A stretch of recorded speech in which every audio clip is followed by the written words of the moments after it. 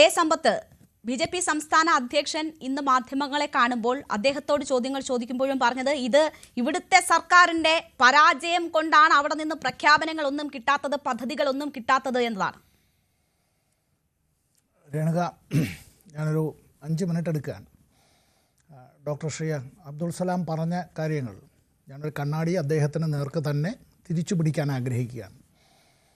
ഈ യൂണിയൻ ഗവൺമെൻറ്റിൻ്റെ ബഡ്ജറ്റ് അവതരിപ്പിക്കുക എന്നുള്ളത് ഭരണഘടനാപരമായ ഒരു ചുമതല. അത് ഇന്ത്യ സർക്കാരിൽ നിക്ഷിപ്തമായിട്ടുള്ളത് ഇന്ത്യയുടെ ഭരണഘടനയിൽ അതിൻ്റെ 5-ാം ഭാഗത്തിൽ പറഞ്ഞിട്ടുള്ള കാര്യങ്ങൾ വെച്ചിട്ടാണ്.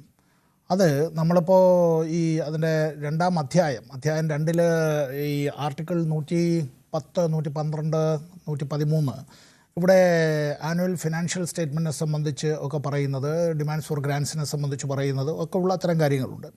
ഇപ്പോൾ ലോക്സഭയിലാണ് ഇത് അവതരിപ്പിക്കുക എന്നുള്ളത്. ഞാനതിപ്പോൾ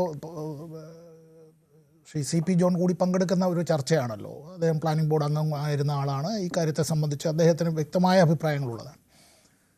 ഞാനൊന്ന് ചോദിക്കട്ടെ, ഈ ഇന്ത്യ ഗവൺമെൻറ്റിൻ്റെ ബഡ്ജറ്റ് എന്നുള്ളതിൻ്റെ ക്രെഡിബിലിറ്റിയും സാങ്ക്ടിറ്റിയും എല്ലാം ഇങ്ങനെ ഈ simply vanished into thin air എന്ന് പറയുന്ന എത്രയോ വർഷമായി. രേണുക, ഈ റെയിൽ ബഡ്ജറ്റ് എവിടെ പോയി? നമ്മൾ കുട്ടികളായിരിക്കുന്ന കാലത്ത് പണ്ട് pussycat where have you gone എന്നുള്ള ഒരു നഴ്സറി റൈം പഠിച്ചിട്ടുള്ളത് ഇപ്പോൾ rail budget where have you gone എന്ന് പറയേണ്ടതായിട്ടുള്ളൊരവസ്ഥയിലുണ്ട്.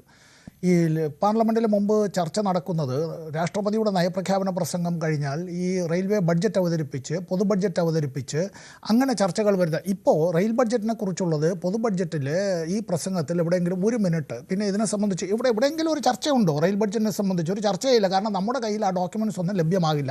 ഇങ്ങനെ ഇത് മാറ്റുക എന്നുള്ളതാണ്.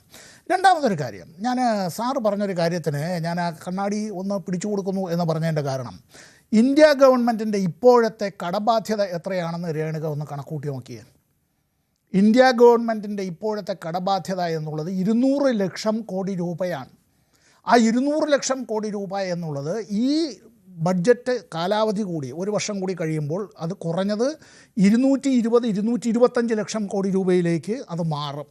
ഈ ഇന്ത്യ ഗവൺമെൻറ്റിൻ്റെ ഡെപ്റ്റ് GDP റേഷ്യോ ഇപ്പോൾ എത്ര ശതമാനമാണ്? കടം നമ്മുടെ ആഭ്യന്തര മൊത്തം ഉൽപ്പാദനം എന്നുള്ളത് ഇന്ത്യ ഗവൺമെൻറ്റിൻ്റെ, ഇത് സാമ്പത്തിക സർവേ റിപ്പോർട്ടിൽ നിന്ന് തന്നെ എടുത്തു പറഞ്ഞാലുള്ള സ്ഥിതി എന്താണെന്ന് വെച്ചാൽ 57.4%, 57.1, 57.4 ഇത് ഏതാണ്ട് കൈവിട്ട അവസ്ഥയിലാണ്. അവർ കേരളത്തെ പഠിപ്പിക്കാൻ വരികയാണ്. കേരളത്തിൻ്റെ ഈ പറയുന്നതായിട്ടുള്ള ഡെപ്റ്റ് GDP റേഷ്യോ 35 താഴേക്ക് കൊണ്ടെത്തിക്കാൻ ശ്രമിക്കുമ്പോഴത്തേക്ക് അവരെ ചൂരിലെടുത്തുകൊണ്ട് വരികയാണ്. ആരാ വരുന്നത്? ഇന്ത്യ ഗവൺമെൻറ്റാണ് വരുന്നത്. ഇന്ത്യ ഗവൺമെൻറ് ചെയ്യുന്നത് എന്താണ്? പൊതുമേഖലാ സ്ഥാപനങ്ങൾ വിൽക്കുകയാണ്. ഡോക്ടർ മൻമോഹൻ സിംഗിൻ്റെ വാക്കുകൾ കടമെടുത്താൽ legal plunder and organised looting ആണ് നടത്തിക്കൊണ്ടിരിക്കുക. ആർക്ക് വേണ്ടിയാണ് ഇത്? ഈ കോർപ്പറേറ്റ് ഹൗസുകൾ ഏറ്റവും മുകളിലുള്ള, ആ പിരമിഡിൻ്റെ ഏറ്റവും മുകളിലുള്ള 1% വരുന്ന ശതകോടീശ്വരന്മാർക്ക് വേണ്ടിയാണ്. ഞാൻ 1 മിനിറ്റ് കൂടി എടുത്ത് ഈ ഒരു കാര്യത്തെ സംബന്ധിച്ച് ഞാൻ ചോദിക്കുകയാണ്. കേരളത്തിൻ്റെ മാത്രം കാര്യമായി ഇവിടെ എടുക്കണ്ട. ബഡ്ജറ്റ് എസ്റ്റിമേറ്റ് എന്ന് ഏതാണ്ട് മിഡ് ടേം ആകുമ്പോൾ റിവൈസ്ഡ് എസ്റ്റിമേറ്റ് എന്ന്, അപ്പോൾ BEയിൽ നിന്ന് REയിലേക്ക് എത്തും. REയിൽ നിന്ന് ഒടുവിലെത്തുന്നത് എന്താണ്? ആക്ച്വൽ എക്സ്പെൻഡിച്ചർ AEയിലേക്ക് എത്തും. കഴിഞ്ഞ വർഷത്തേതും അതിന് തൊട്ട് മുമ്പത്തെ വർഷത്തേതും അതിന് മുമ്പിലത്തെ വർഷത്തേതും എടുത്തു നോക്കിയാൽ എവിടെയാണ് ഇത്തരത്തിലുള്ളതിനകത്തൊരു പൊള്ളത്തരം നമുക്ക് കണ്ടെത്താൻ കഴിയുന്നത്? ബഡ്ജറ്റിൽ പ്രഖ്യാപിക്കുന്നു, റിവൈസ്ഡ് എസ്റ്റിമേറ്റിൽ കുറയ്ക്കുന്നു. ഗ്രാമീണ മേഖലയ്ക്കുള്ള ആക്ച്വൽ എക്സ്പെൻഡിച്ചർ കുറയുന്നു, ഉന്നത വിദ്യാഭ്യാസ രംഗത്ത് കുറയുന്നു, കുടിവെള്ള പദ്ധതിയിൽ കുറയുന്നു, സ്ത്രീ ശാക്തീകരണവും കുട്ടികളുടെ ക്ഷേമവുമായി ബന്ധപ്പെട്ട വിഷയത്തിൽ കുറയുന്നു, പട്ടികജാതി പട്ടികവർഗ വിഭാഗങ്ങളുടെ ക്ഷേമവുമായി ബന്ധപ്പെട്ട കാര്യത്തിൽ കുറയുന്നു, ഭൂപരിഷ്കരണം ലാൻഡ് റിഫോംസ് എന്നുള്ളത് അപ്രത്യക്ഷമായി കഴിഞ്ഞിരിക്കുന്നു. അപ്പോഴും പറയുകയാണ്, നമ്മളിങ്ങനെ ഈ വലിയ ഒരുപാട് കാര്യങ്ങൾ പറയുകയാണ്. ഇന്ത്യയുടെ രൂപയ്ക്ക് ഈ ചരിത്രത്തിൽ ഉണ്ടായിട്ടുള്ളതിൽ ഏറ്റവും ഭീകരമായ വിലയിടിവിലാണ് ഇപ്പോൾ എത്തിയിട്ടുള്ളത്. അപ്പോഴാണ് നമ്മൾ ഇത്തരം കാര്യത്തെപ്പറ്റി വല്ലാതെ നമ്മൾ പറയുന്നത്. ഇനി കേരളത്തിനെ കുറിച്ചെത്താം. കടലാമ, തേങ്ങ, അത്തരം കാര്യങ്ങൾ, അതിനായി ഇത്തരം കാര്യങ്ങളൊക്കെ ചെയ്യുന്നതൊക്കെ നല്ലത് തന്നെ, ഒക്കെ ശരിയാണ്. ഇവിടെ ഈ റെയിൽ പദ്ധതികളുമായി ബന്ധപ്പെട്ട് പാലക്കാട് കോച്ച് ഫാക്ടറി എന്തായി?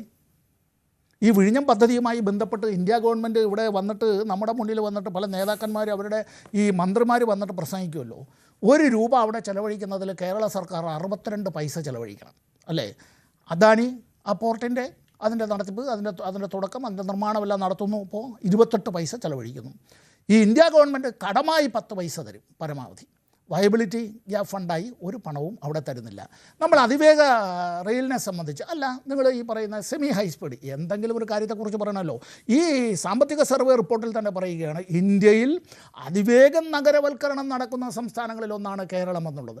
അങ്ങനെയാണ് എങ്കിൽ കേരളം വടക്കേയറ്റം മുതൽ തെക്കേയറ്റം വരെ ഒരു അർബനൈസേഷൻ നടന്നുകൊണ്ടിരിക്കുമ്പോൾ നമുക്ക് അത്തരത്തിലുള്ള ഒരു മാസ് റാപ്പിഡ് ട്രാൻസ്പോർട്ട് സിസ്റ്റത്തിൻ്റേത് അങ്ങനെ റെയിൽ വേണം. ഇതുമായി ബന്ധപ്പെട്ട് കേരളത്തിലെ സർക്കാർ പലതവണ ആവശ്യപ്പെടുന്നു, ഇന്ത്യ ഗവൺമെൻറ് തരുന്നില്ല. നിർത്തുന്നതിന് മുമ്പ് ഒരു കാര്യം, ജലപാതകളെക്കുറിച്ച് പരാമർശമുണ്ട്. കേരളത്തിൽ 44 നദികളുണ്ട്. നദികൾ കൊണ്ട് സമ്പുഷ്ടമായ കേരളത്തിൽ ഇങ്ങനെ ഈ നാഷണൽ വാട്ടർവേ പ്രോജക്റ്റുമായി ബന്ധപ്പെട്ട് കേരളത്തിനെ പരിഗണിക്കാതിരിക്കുകയും എന്ന് പറഞ്ഞാൽ എന്താണ് പറയേണ്ടത്?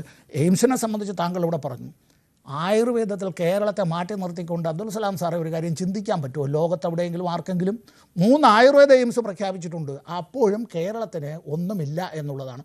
ഉണ്ട് എന്ന് BJP-ക്കാർക്ക് പറയാം, ശൂന്യ ഹേ ഉണ്ട് എന്ന് പറയാം. ശരി, ശ്രീ CP ജോൺ, നോക്കൂ, നമ്മൾ ഒരു നിർണായക